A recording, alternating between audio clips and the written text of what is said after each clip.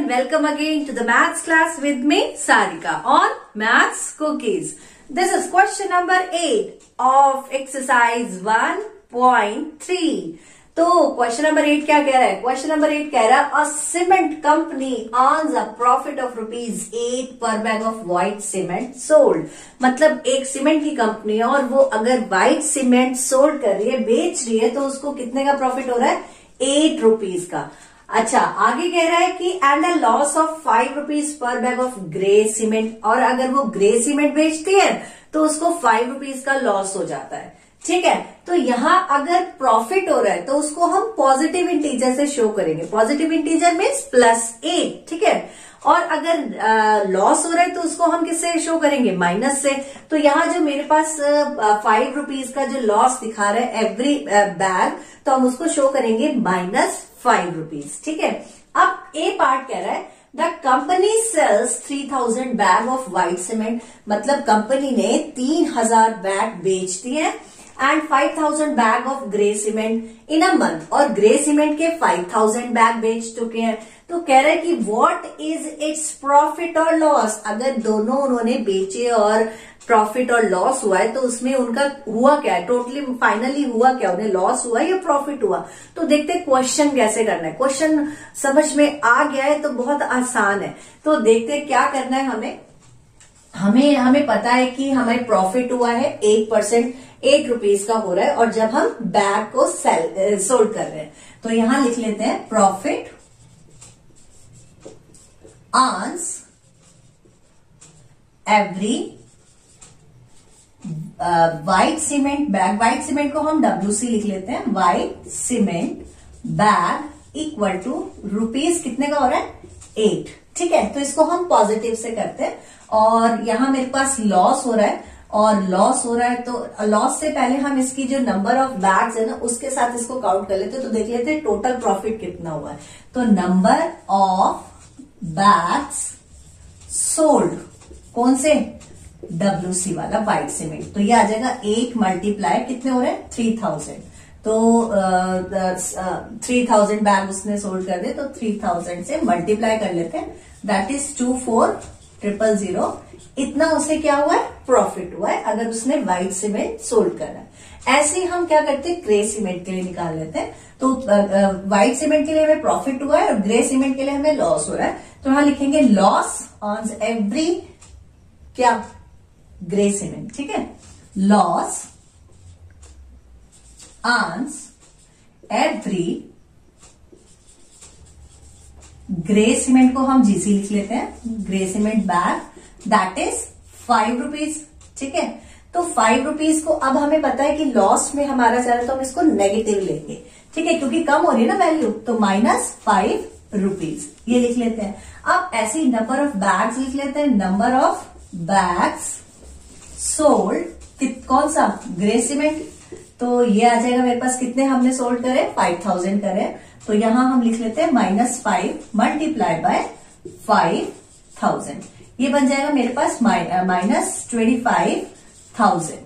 ठीक है, तो ये हमारे पास आ गए. ये हमारा आ गया व्हाइट सीमेंट का और ग्रे सीमेंट का. अब हमें क्या निकालना है? प्रॉफिट या लॉस निकालना है. ठीक है, तो हम निकाल लेते हैं प्रॉफिट और लॉस. तो टोटल वैल्यू, टोटल अमाउंट भी लिख सकते हैं. तो ये आया आपके पास, टोटल अमाउंट लिख लेते हैं, वो ज्यादा बेटर है. Total amount equal to profit plus loss, यही होगा ना.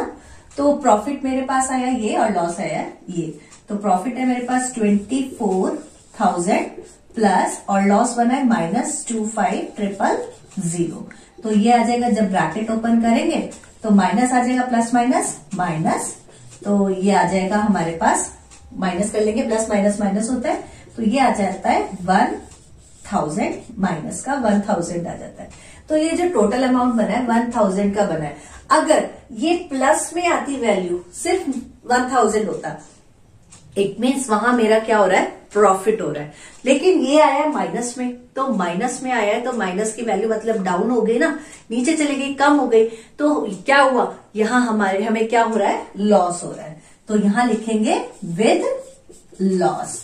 तो ये मेरा आंसर बनेगा -1000 विद लॉस। अच्छा, बी पार्ट पर चलते हैं। बी पार्ट भी लगभग ऐसा ही है। What is the number of white cement bag, मतलब what is the number of white cement bag, ये पूछ रहा है कि व्हाइट सीमेंट बैग कितने। इसका मतलब मुझे पता नहीं है और ना मुझे उसने बताया, तो यहां हम उसको क्या करेंगे, एज्यूम कर लेंगे, यानी कि हम कुछ इसको मान लेंगे, लेट कर लेते हैं, ठीक है, XYZ कुछ भी कर सकते हैं। It must sell to have neither profit और नॉर लॉस, मतलब अगर वो बेच रहा है तो वो कितने नंबर ऑफ बैग्स होंगे कि ना उसको प्रॉफिट हो ना लॉस हो। आगे कह रहा है if the number of grey bags sold 6400 bag, अगर उसने ग्रे बैग 6400 बेचे हैं तो, ठीक है। यहां मुझे ग्रे बैग की वैल्यू उसने बता दी, नंबर बता दिए कितने, आपको व्हाइट बैग के नहीं बताए, ठीक है। तो यहां हम पहले क्या करते हैं, पहले लेट कर लेते हैं, लेट द व्हाइट सीमेंट